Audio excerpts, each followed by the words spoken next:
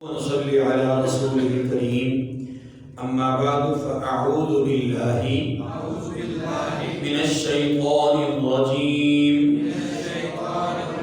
بسم الله الرحمن الرحيم وإذ أخذنا ميثاق بني إسرائيل لا تعبدون إلا الله وبالوالدين إحسانا وذي القربى واليتامى والمساكين وقولوا للناس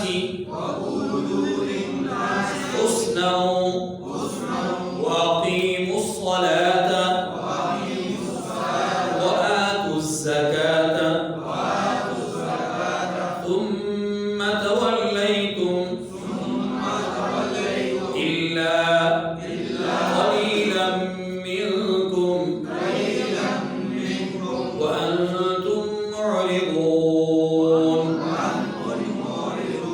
صدق الله العظيم.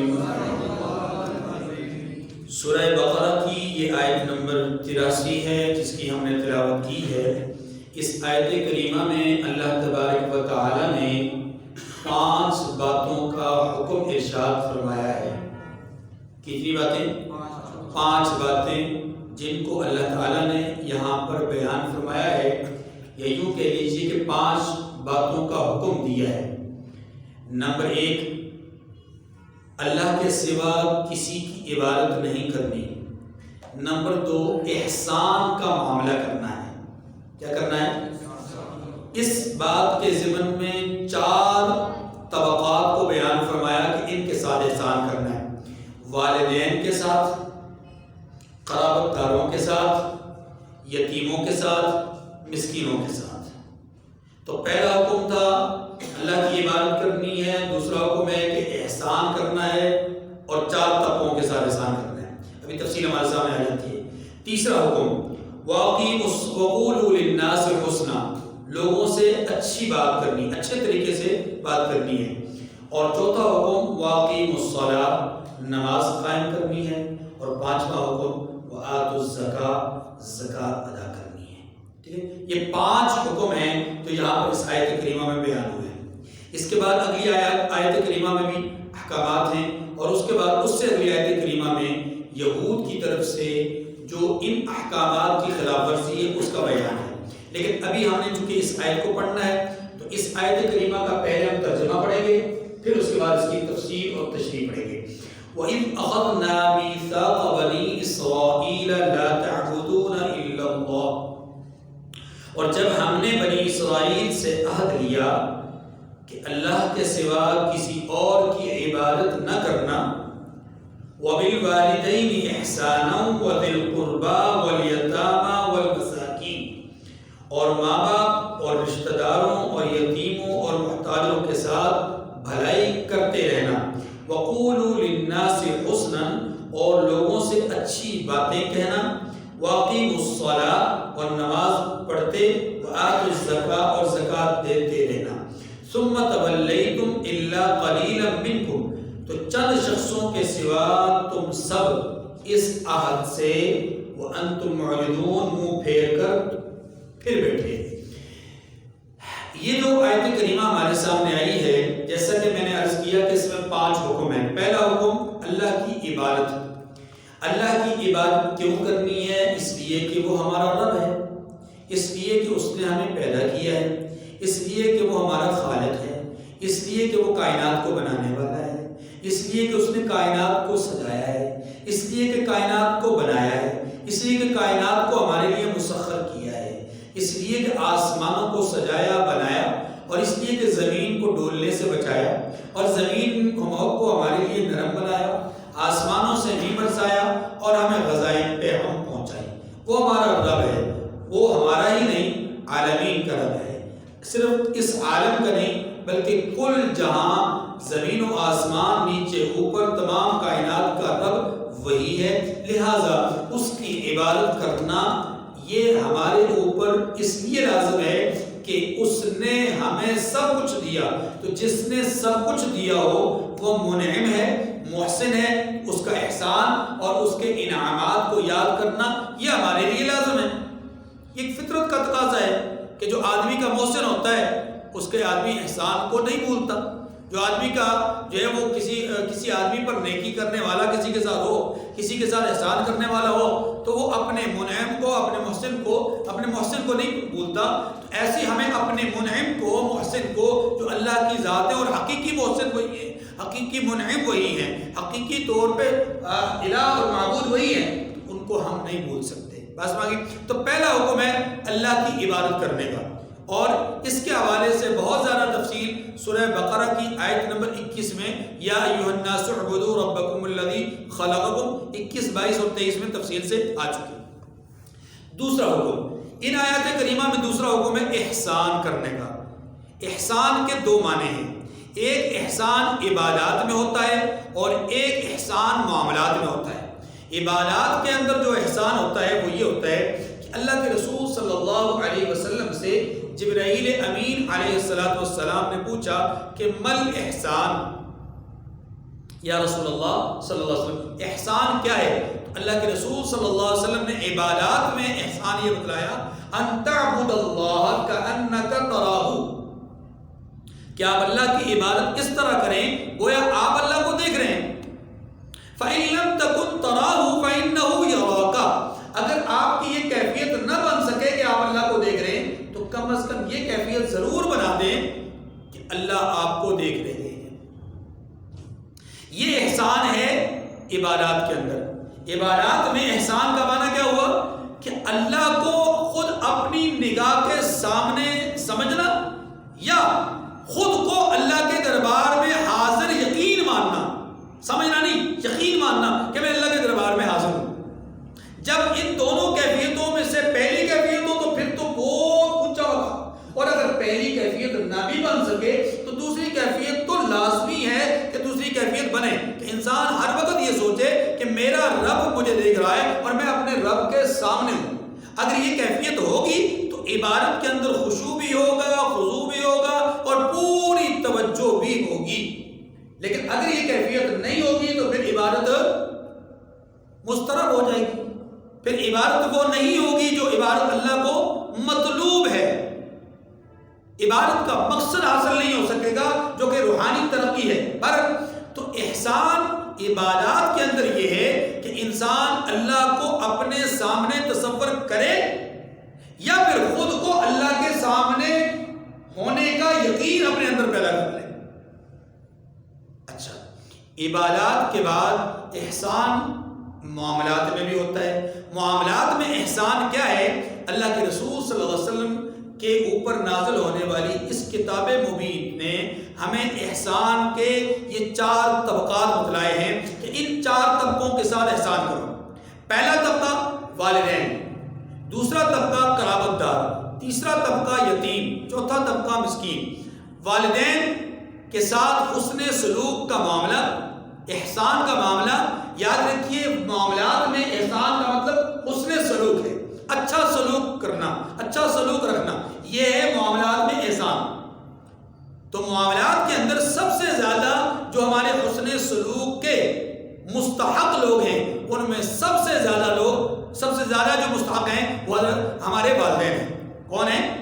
ہمارے والدین۔ اللہ تبارک و تعالیٰ نے قرآن مجید میں ایک نہیں کئی مقامات پر اپنی عبادت کے حکم کے ساتھ ساتھ اپنی عبادت کے تذکرے کے ساتھ ساتھ، اپنی عبادت کے فیصلے کے ساتھ ساتھ، اپنی عبادت کی اطلاع اور خبر دینے کے ساتھ ساتھ، اپنی عبادت کے اوصاف کے عاملین مومنین کا اس انداز میں ذکر کیا کہ یہ میری عبادت کرنے والے ہیں اور اپنے والدین کے ساتھ حسن سلوک کرنے والے ہیں۔ یہ میرا فیصلہ ہے کہ میری عبادت کرو، اپنے والدین کے ساتھ حسن سلوک کرو۔ اچھے لوگ وہی ہیں کہ جن کو ہم نے یہ وصیت کر رکھی ہے کہ وہ اپنے والدین کے ساتھ حسن سلوک کا معاملہ کریں۔ تو والدین کے ساتھ حسن سلوک کا جو حکم ہے وہ قرآن مجید میں ایک سے زیادہ کئی مرتبہ یہاں آیا ہے کہ آپ والدین کے ساتھ حسن سلوک کا معاملہ کریں۔ کیوں؟ والدین کے ساتھ حسن سلوک کا معاملہ کرنے کی بنیادی وجہ یہ ہے کہ جس طرح اللہ رب العالمین ہیں حقیقی طور پر، دنیاوی اسباب کے درجے میں والدین ہمارے رب ہوتے ہیں۔ اسباب کے درجے میں رب کے لفظ رب کا معنی سمجھتے ہیں نا، لفظ رب کا معنی پرورش کرنے والے۔ دنیاوی اعتبار سے اسباب کے درجے میں ہماری پرورش کرنے والے کون ہیں؟ ہمارے والدین ہیں۔ رب حقیقی معنی میں اللہ کے اوپر بولا جاتا ہے، مجازی معنی میں والدین کے اوپر بولا جاتا ہے۔ اس لیے اللہ تعالیٰ نے اپنی عبادت کے ذکر کے ساتھ ساتھ والدین کے ساتھ حسن سلوک کا معاملہ کئی مقامات پر ذکر فرمایا، کیونکہ یہ دنیاوی اعتبار سے ہمارے مجازی طور پر رب ہیں، یعنی ہماری پرورش کرنے والے لوگ ہیں۔ ماں باپ میں سے ہر ایک کا اپنا اپنا مقام ہے۔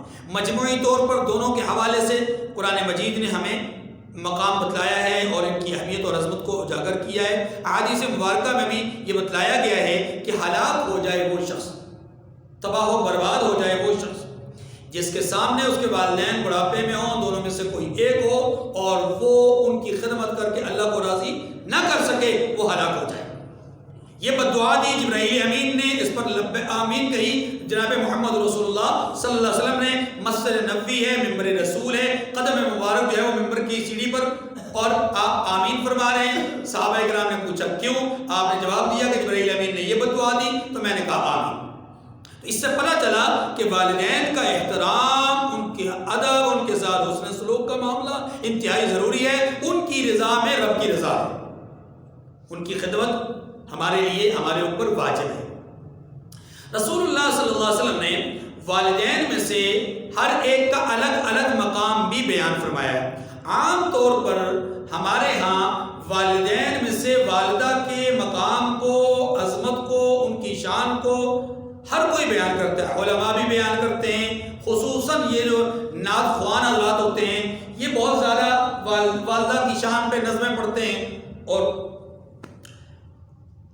فضا اس طرح کی بن چکی کہ شاید یوں سمجھا جاتا ہے کہ والدین میں سے اصل مقام والدہ کا ہے، ہاں جی، والد کا مقام نہیں ہے، کیونکہ وہ ایک حدیث بیان کرتے ہیں کہ اللہ کے رسول صلی اللہ علیہ وسلم نے دونوں میں سے رتبہ بیان فرمایا تو والدہ کا، پھر صحابی نے پوچھا کہ پھر کس کا؟ پھر فرمایا والدہ کا، پھر پوچھا پھر مقام کس کا؟ پھر فرمایا کہ والدہ کا، چوتھی دفعہ فرمایا والد کا۔ اس سے بعض حضرات نے یہ سمجھا کہ شاید والد کا اتنا مقام ہی نہیں ہے، اصل مقام تو والدہ کا ہے۔ بات ذہن میں رکھیے گا، والدہ کے قدموں تلے جنت رسول اللہ صلی اللہ علیہ وسلم نے بیان فرمائی ہے، الجنت تحت اقدام الامہات، کہ جنت ماں کے قدموں تلے ہے، یہ بات درست ہے، لیکن اس کے ساتھ ساتھ یہ بات بھی ذہن نشین فرما لیجئے کہ اللہ کے رسول صلی اللہ علیہ وسلم نے یہ بھی ارشاد فرمایا کہ والد جنت کے درمیانی دروازے میں سے ایک دروازہ ہے۔ والد جنت کے درمیانی، اس پہ تو آپ تو کم از کم یہاں والد بیٹھے ہوئے نا اکثر، ہاں جی، یہاں تو والدہ کوئی نہیں ہے، ہم کو تو خوش ہو جانا چاہیے کہ چلے ہماری بھی کوئی فضیلت آئی ہے۔ اللہ کے رسول صلی اللہ علیہ وسلم نے کیا فرمایا؟ والد جنت کے درمیانی دروازوں میں سے ایک دروازہ ہے، یعنی 8 دروازے ہیں، ان میں سے ایک دروازہ والد ہے۔ گویا ایک مرتبہ وہ مقام بیان کیا کہ گویا جنت کا دروازہ والد ہے، جنت ماں کے قدموں تلے، اور اس جنت میں جانے کے لیے دروازے کی ضرورت ہے، وہ دروازہ کون؟ والد۔ تو گویا بغیر دروازے کے آپ جنت میں نہیں جا سکتے، چور راستہ کوئی نہیں جنت میں جانے کا، دروازے سے جانا ہے، اور دروازہ کون ہے؟ والد۔ اللہ کے رسول صلی اللہ علیہ وسلم کی ایک اور حدیث مبارکہ موجود ہے کہ آپ علیہ السلام نے فرمایا کہ اللہ کے جو والد ہے وہ جنت کے دروازے کی کنجی ہے۔ جنت کے دروازے کی کیا ہے؟ کنجی۔ جنت کا دروازہ ہے، یہ دروازے کی کنجی ہے، اس لحاظ سے مقام اور مرتبہ تو ہمارے سامنے آ گیا۔ ایک شخص نے رسول اللہ صلی اللہ علیہ وسلم کے پاس آ کر اپنے والد کی شکایت کی کہ یا رسول اللہ صلی اللہ علیہ وسلم، جو کماتا ہوں، جو لاتا ہوں گھر میں، والد صاحب خرچ کر دیتے ہیں، میرے والد صاحب چھوڑتے کچھ نہیں گھر میں۔ اللہ کے رسول صلی اللہ علیہ وسلم نے فرمایا کہ اس کے والد کو بلاؤ۔ اب ان کے والد آئے اور ان کے والد کو گھر میں پتہ چل گیا کہ میرے بیٹے نے میرے حوالے سے شکایت کی ہے۔ بڑی توجہ طلب بات ہے۔ جب والد کو یہ خبر ملی کہ میرے بیٹے نے میری شکایت کی ہے تو ان کے دل میں بیٹے کے حوالے سے کچھ ناراضگی پیدا ہوئی، اور اسی ناراضگی کے پیدا ہونے کے بعد والد کے دل ہی دل میں کچھ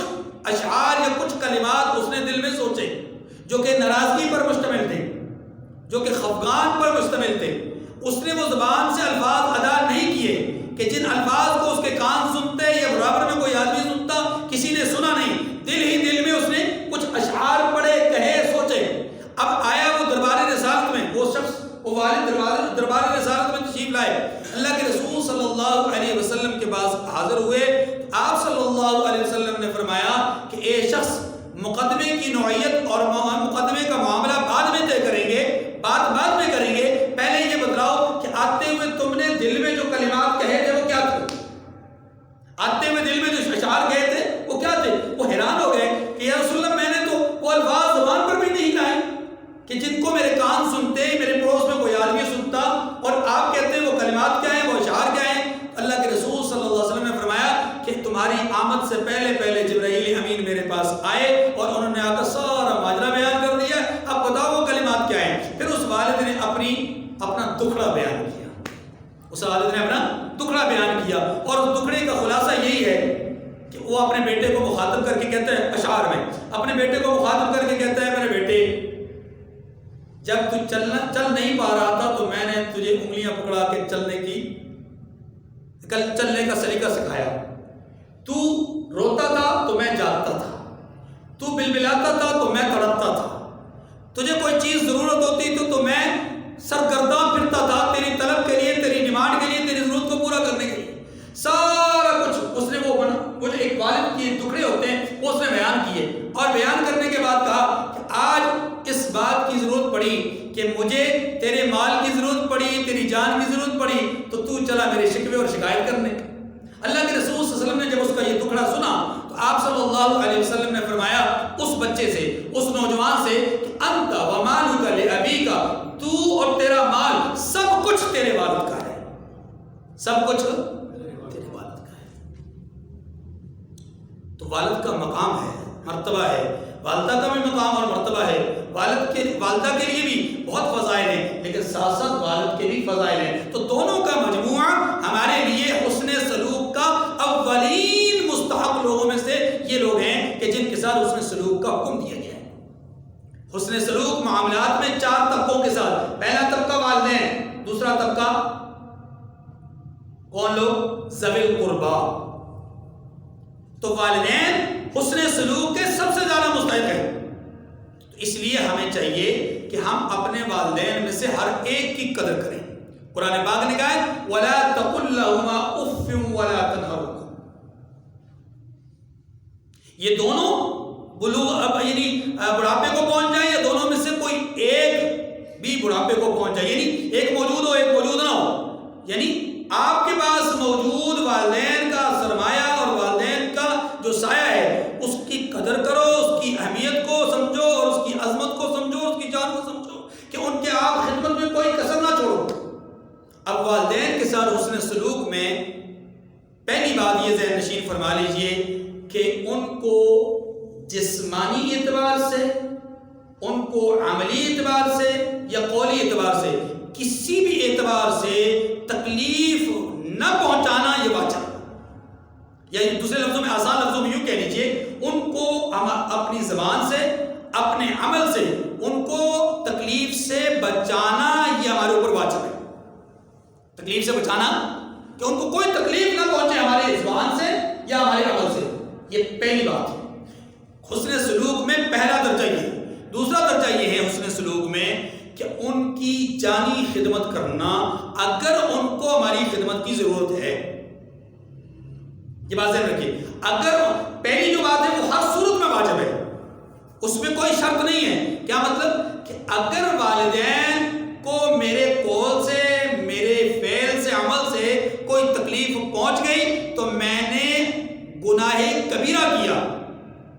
اور یاد رکھیے اللہ تبارک و تعالیٰ نے شرک کے بعد جو بڑے گناہ رکھے ہیں یا بڑے گناہ کہے ہیں, ان میں سے جو ایک گناہ بڑے گناہوں میں سے ہے وہ ہے عقوق الوالدین کے ساتھ. عقوق الوالدین, والدین کی نافرمانی کرنا. والدین کی, اور والدین کی نافرمانی کا مطلب کیا ہے؟ والدین کی نافرمانی کا بنیادی طور پہ مطلب یہی ہے کہ ان کی خدمت, یعنی ان کو زبان سے یا ان کو اپنے عمل سے تکلیف پہنچانا. یہ نافرمانی کا پہلا درجہ ہے اور بڑا درجہ ہے. نمبر 2, والدین کی خدمت جانی اعتبار سے واجب ہے، لیکن اس شرط کے ساتھ کہ اگر ان کو ہماری خدمت کی ضرورت ہو۔ بذات خود مجھ بیٹے کو اگر یہ بات معلوم ہو کہ میرے والد کو، میری والدہ کو میری طرف سے جسمانی خدمت کی ضرورت ہے، تو پھر مجھ پر واجب ہے کہ میں اپنی والدہ کی اور والد کی خدمت کروں۔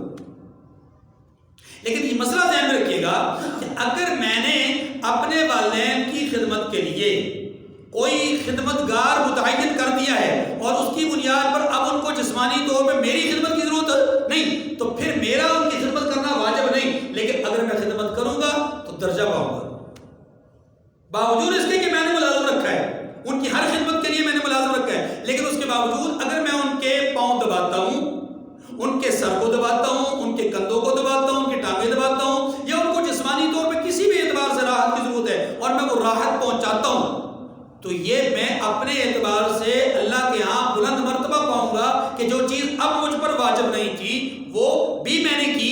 تو یہ ایسے ہی ہے جیسا کہ ایک آدمی فرض نماز پڑھتا ہے، فرض نماز کے بعد وہ نوافل بھی پڑھ رہا ہے، تو نوافل پڑھنے کا اجر و ثواب زیادہ ملتا ہے، بس مانگی جی۔ لیکن یاد رکھیے کہ یہ اس صورت میں ہے کہ جب ان کو خدمت کی ضرورت نہ ہو، لیکن اگر ان کو خدمت کی ضرورت ہے اور کوئی خدمت کرنے والا نہیں ہے تو پھر مجھ پر واجب ہے، بہر صورت واجب ہے کہ میں ان کی جسمانی طور پہ خدمت کروں گا۔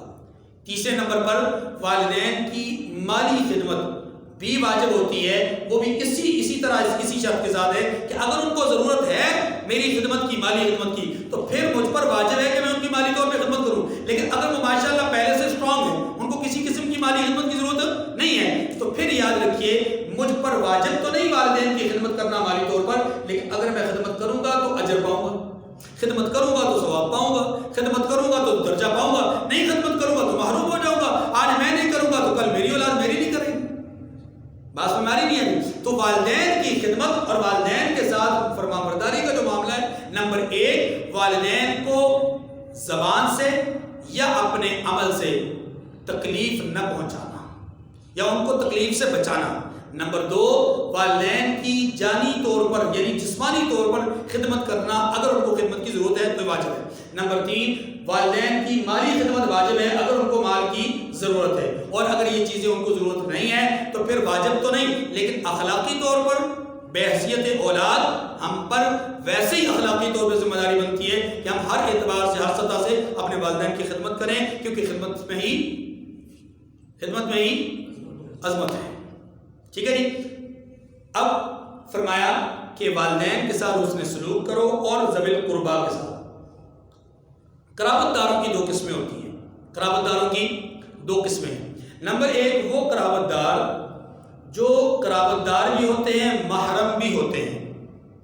قرابت دار بھی ہوتے ہیں، قرابت دار کمان سمجھتے ہیں نا جی، قریب ترین رشتہ دار، قریب ترین رشتہ دار بھی ہوں اور محرم بھی ہوں، جیسے والد بیٹی کے لیے والد، دادا اور دادا اوپر کے سلسلے، اسی طریقے سے بیٹی کے لیے والد کے ماتحت جو سلسلہ ہے یعنی بھائی، آگے سلسلہ بھتیجے، یا اسی طریقے سے جو آگے مطلب جو سلسلہ ہے اگر ہو ان کی زندگی میں مل جائے تو یہ سارے کے سارے۔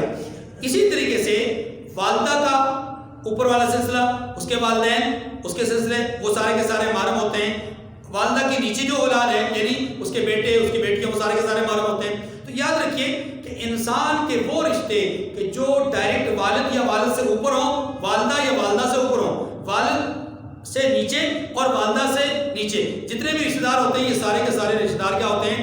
نہ صرف قرابت دار ہوتے ہیں بلکہ محرم بھی ہوتے ہیں، محرم بھی ہوتے ہیں۔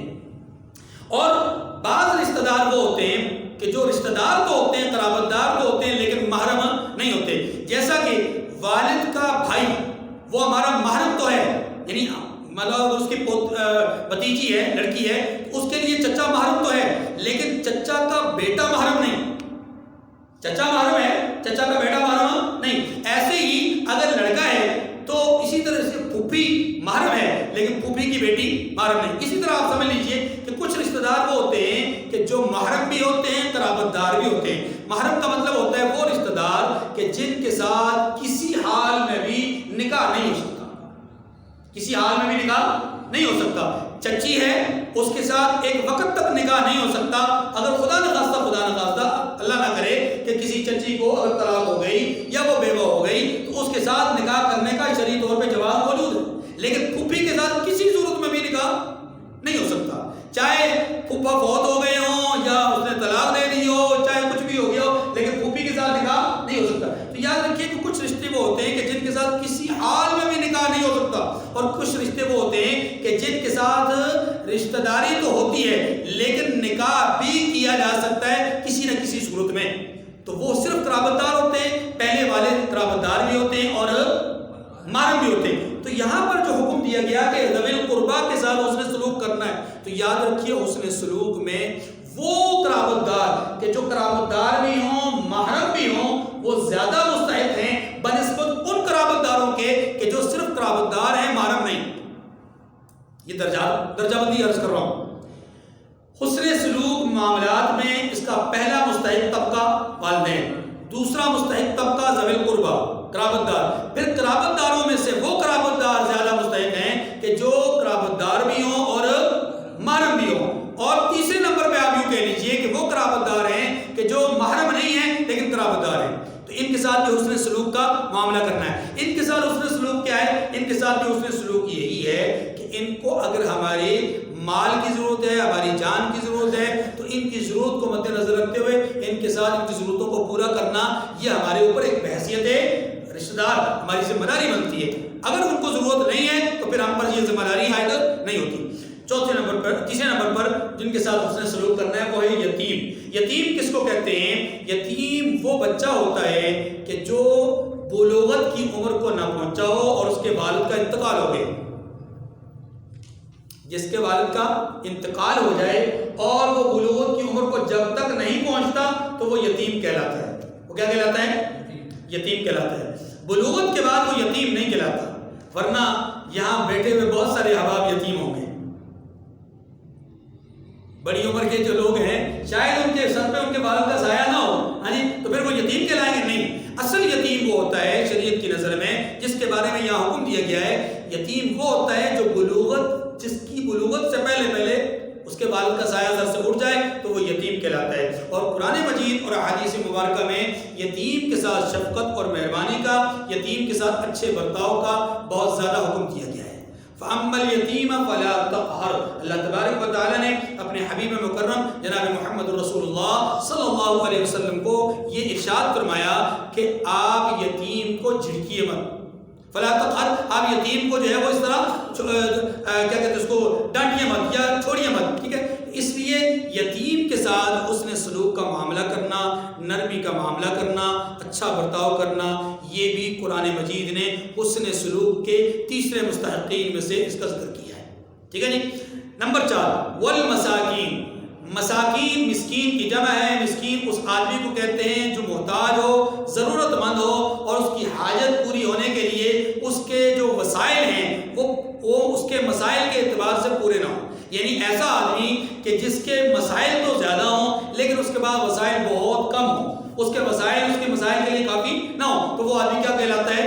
یتیم مسکین کہلاتا ہے. مثال کے طور پر ایک آدمی ایک جگہ پہ ملازمت تو کرتا ہے لیکن اس کی ملازمت کی آمدن جتنی بھی ہے وہ آمدن اس کے گھر کے مسائل کو حل کرنے کے لیے ناکافی ہے. کیوں؟ اس لیے کہ وہ خود تو درست ہے, صحیح سال ہے, ماشاء اللہ تندرست ہے, لیکن اس کی اہلیہ بیمار, اس کا بچہ کوئی بیمار, یا اس کی والدہ اس کے ساتھ رہتی ہیں وہ بیمار ہیں, یا اس کا گھر اپنا نہیں ہے, کرائے پہ مکان ہے, یعنی بلز وغیرہ سارے کچھ نکال نکول کے اس کی جو آمدن ہے اس آمدن سے اس کے اخراجات بہت زیادہ ہیں. تو ایسا آدمی چونکہ محتاج ہوتا ہے, ضرورت مند ہوتا ہے, تو اس کی ضرورت کو پورا کرنا یہ اس کے اعزاء اقارب رشتہ داروں میں سے یا غیر رشتہ داروں میں سے ہر ایک کی ذمہ داری ہے کہ وہ مسکین کا خیال کریں, محتاج کا خیال کریں. ٹھیک ہے جی. بات سمجھ گئی. 2 حکم ہمارے سامنے آ گئے. پہلا حکم اللہ کی عبادت کرو, دوسرا حکم حسن سلوک کا معاملہ کرو 4 طبقوں کے ساتھ, تیسرا حکم وقولوا للناس حسنا, اور لوگوں سے اچھی بات کہو. کیا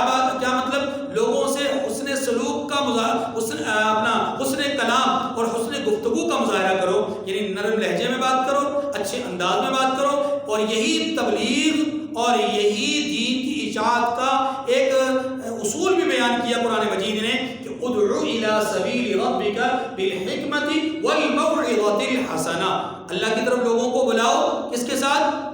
حکمت کے ساتھ اور موعظہ حسنہ کے ساتھ۔ حکمت کس کو کہتے ہیں؟ حکمت اسی کو کہتے ہیں وقولوا للناس حسنا، لوگوں کے ساتھ اچھے انداز میں بات کرو، لوگوں کے ساتھ نرم انداز میں بات کرو، لوگوں کے دل آزار، یعنی اچھے انداز اور نرم انداز کا مطلب کیا ہے کہ لوگوں کی دل آزاری کا مظاہرہ مت کرو، لیکن لوگوں کو آپ کی ذات سے تکلیف، آپ کی بات سے تکلیف نہ ہو، یہ ہے مطلب وقولوا للناس حسنا۔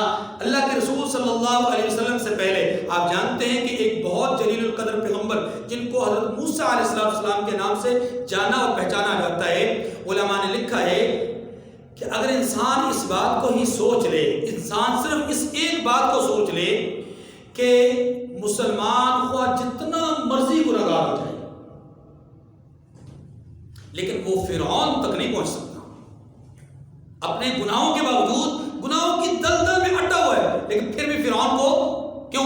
اس لیے کہ فرعون اپنے ظلم اور اپنے کفر اور اپنی بدبختی اور اپنی شقاوت میں انتہا کو چھوا ہوا تھا، جس نے کہا تھا انا ربکم الاعلی، میں تو سب سے بڑا رب ہوں۔ اب اس کو تو کوئی مسلمان نہیں نہ پہنچ سکتا اپنی بدبختی میں، اپنے فسق میں، اپنے فجور میں۔ تو فرمایا، علماء کہتے ہیں کہ فرعون جو اتنے بڑے درجے کا کافر ہے، اس کو کوئی مسلمان جتنا مرضی گناہگار ہو جائے اس کے کفر تک یا اس کے درجہ فسق تک نہیں پہنچ سکتا۔ اور دوسری طرف تقوی میں، طہارت میں، پاکیزگی میں، دعوت اللہ میں، تبلیغ دین کے جذبے میں اور خلوص نیت میں جتنا بڑا مقام اور مرتبہ اللہ نے حضرت موسیٰ علیہ السلام کو دیا ہے، کوئی بڑے سے بڑا واعظ بھی، بڑے سے بڑا مبلغ بھی، بڑے سے بڑا کوئی بات امتیوں کی چل رہی ہے نا مسلمانوں کی، تو کوئی بڑے سے بڑا محدث، شیخ، فقیہ کوئی امام وہ حضرت موسیٰ علیہ السلام کو نہیں پہنچ سکتا، جتنا مرضی درد رکھے، جتنا مرضی خلوص نیت موجود ہو۔ تو خلوص نیت کے اعتبار سے، دعوت فکر کے اعتبار سے، دعوت تبلیغ کے اعتبار سے کوئی آدمی حضرت موسیٰ علیہ السلام کو نہیں پہنچ سکتا درجے میں۔ اسی طریقے سے کوئی مسلمان اپنے گناہوں کے باوجود فرعون تک نہیں پہنچ سکتا۔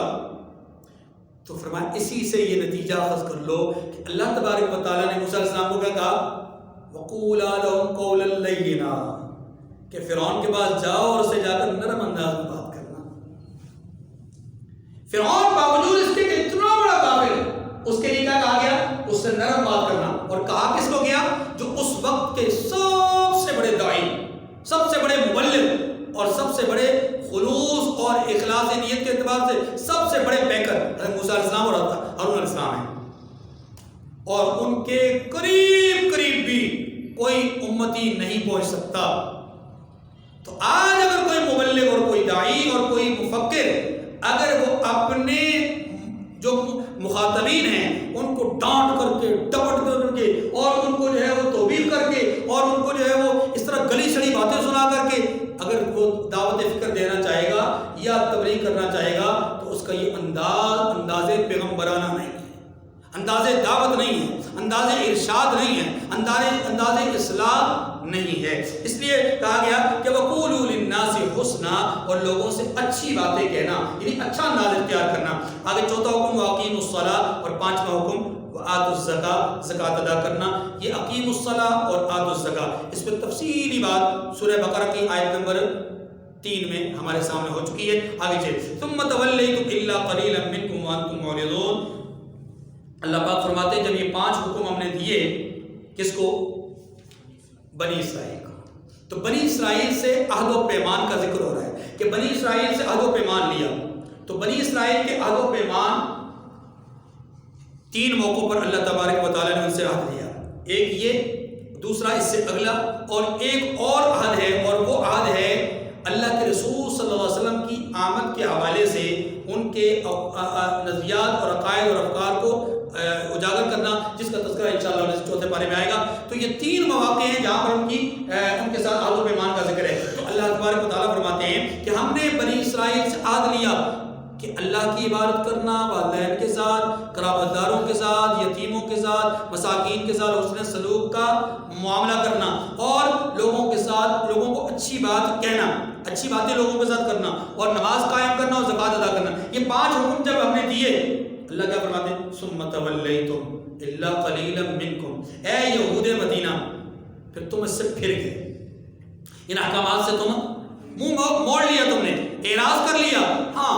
الا قلیلا منکم، مگر چند ایک تم میں سے ایسے بھی تھے جنہوں نے منہ نہیں موڑا۔ یہ قرآن پاک کا انصاف ہے، دیکھیں کتنا زبردست انصاف کیا ہے۔ کیسے؟ قرآن پاک دیکھیں، ہمارا عام طور پہ مزاج کیا ہوتا ہے کہ مجھے اگر کسی سیاسی جماعت سے اختلاف ہے نا تو اس جماعت کے کوئی بھی اچھے سے اچھا کام بھی ہو نا، میں اس کی کبھی بھی فیور میں نہیں بات کروں گا، ہمیشہ اس کی مخالفت میں بات کروں گا۔ کوئی مذہبی جماعت مجھے اچھی نہیں لگتی تو میں اس کی ہمیشہ مخالفت کروں گا، چاہے وہ جتنا مرضی اچھا کام کر لے۔